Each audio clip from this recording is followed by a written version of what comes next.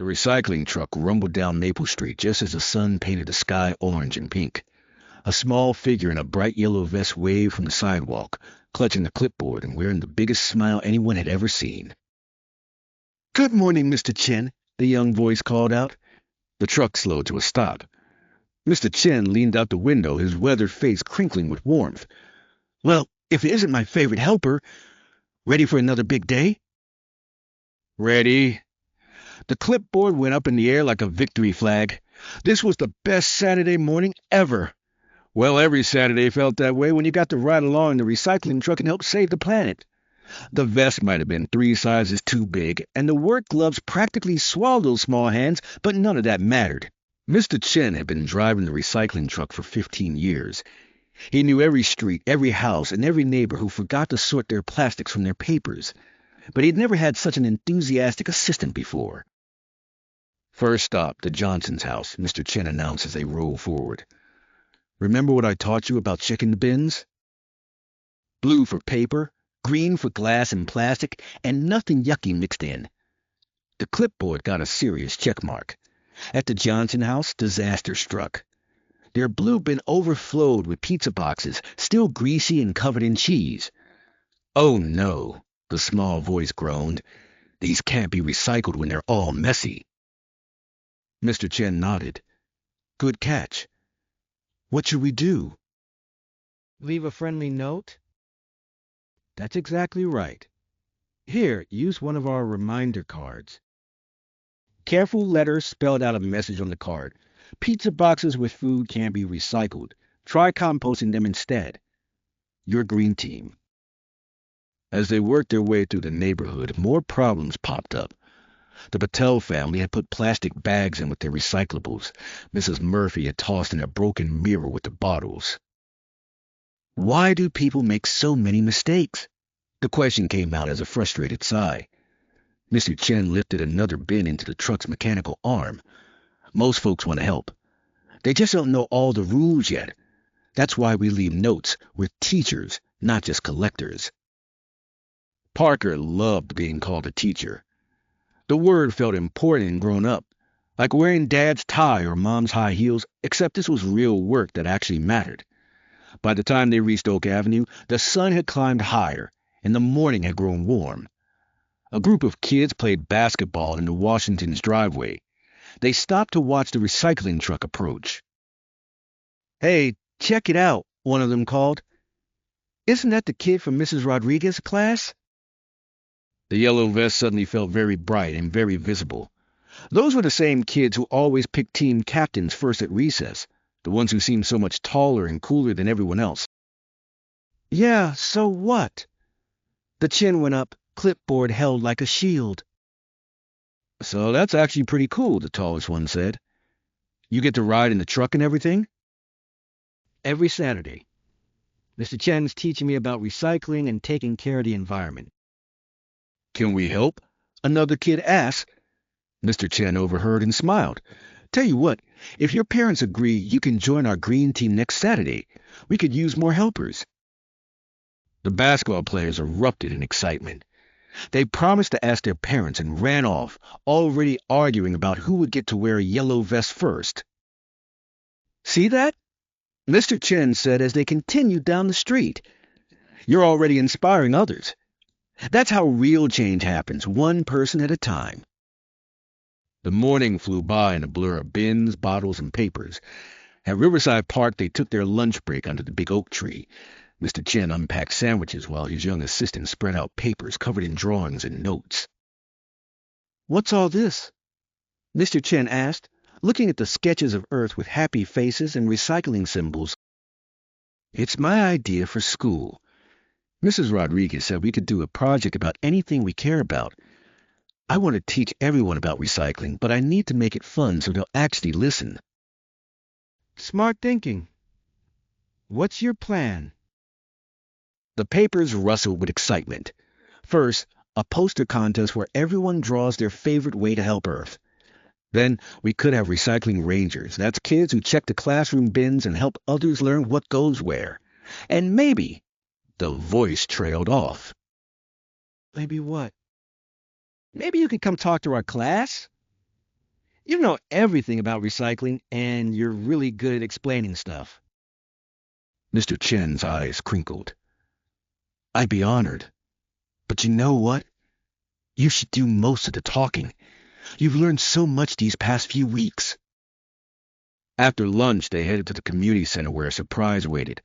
Mrs. Garcia, who ran the center, stood outside with a huge grin and several other community helpers, Officer Kim, Firefighter Jackson, and Nurse Patel. "We heard about your recycling project," Mrs. Garcia said. "We want to help." Parker's eyes went wide. All these important people wanted to help with the recycling project? "We could set up recycling stations at all the community events," Officer Kim suggested. "Make it easy for people to sort their waste. The fire station could host a recycling drive," Firefighter Jackson added. "Bring in old electronics and batteries for safe disposal." "And I could teach about medical waste," Nurse Patel said. "So many people don't know you can't put old medicines in regular trash." The clipboard wasn't big enough for all these amazing ideas. Mr. Chen handed over his notebook, and eager hands scribbled down every suggestion. "This is incredible," the young voice said quietly. "We could help the whole town." Mrs. Garcia knelt down to eye level. "You started something important here. When one person cares enough to act, it inspires everyone around them. That's what being a community helper really means." The afternoon route took them through downtown, where shop owners waved from their doorways. At the bakery, Mrs. Franklin ran out with a bag. "Wait," she called. "I've been saving these egg cartons. Can they be recycled?" "Cardboard ones can go in the blue bin," the young expert explained. "But foam ones can't be recycled here. Maybe you could reuse them for crafts or give them to the farmer's market." Mrs. Franklin beamed. "What a smart cookie. I'll start a collection box for the farmer's market. Thank you." 3 more shop owners came out with recycling questions. Each time, patient explanations helped them understand better ways to sort their waste. Mr. Chen stood back, letting his assistant take the lead. By the time they returned to the recycling center, the sun hung low in the sky. The truck needed to be cleaned and checked for the next week, but first, Mr. Chen had something special to share. "Come here," he said, leading the way to a bulletin board in the break room. "Look at this." The board displayed a chart showing the town's recycling rates. The line had been going up steadily for the past month. "See that jump?" Mr. Chen pointed to a sharp increase. "That started the week you began leaving those friendly notes. People are learning because of you." Parker stared at the chart, heart swelling with pride. All those Saturdays, all those bins, all those little reminder notes, they were actually making a difference. "But I'm just a kid," came the soft response. "Just a kid?" Mr. Chen shook his head. "You're a teacher, remember? And a community helper, and someone who saw a problem and decided to fix it instead of waiting for someone else to do it."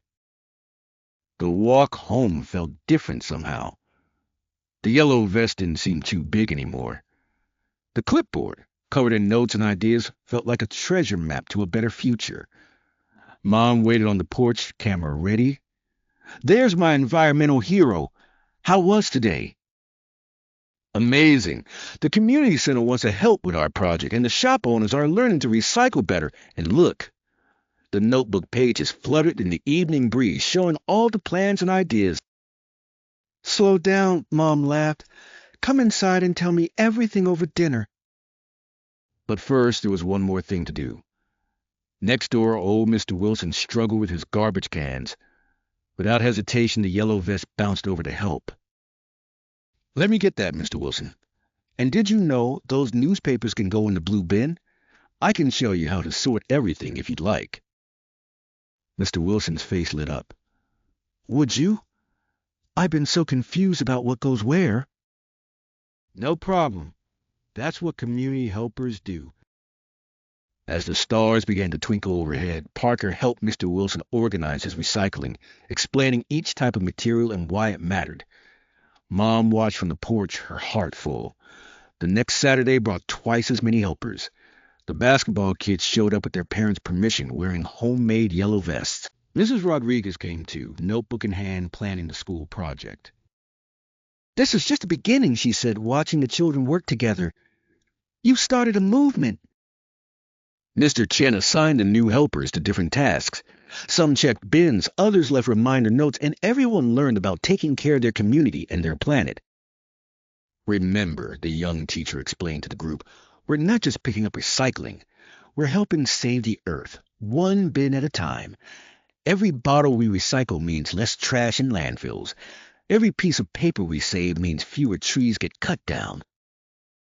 The new helpers nodded seriously, clutching their clipboards and adjusting their vests. They spread out across the neighborhood like a small army of environmental warriors.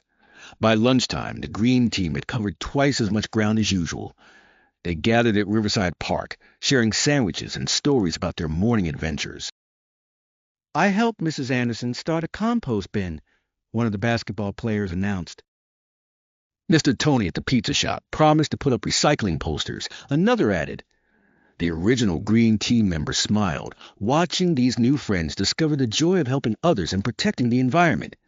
This was how change happened, not all at once, but person by person, neighborhood by neighborhood. Mrs. Rodriguez took photos for the school newsletter. "I can see the headline now, 'Local Student Leads Environmental Revolution.' What do you think?" "I think—" The young voice paused thoughtfully. "I think it should say community comes together to save the planet.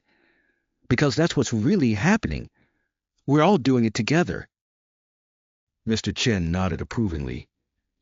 Spoken like a true leader. As the weeks passed, the green team grew. Parents joined in, businesses added recycling bins, and the school launched its Recycling Rangers program.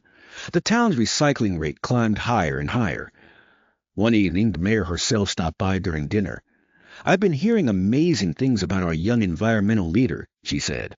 "The city council wants to give you an award for community service." The fork clattered onto the plate. "An award? But I just wanted to help Mr. Chen and learn about recycling." The mayor smiled.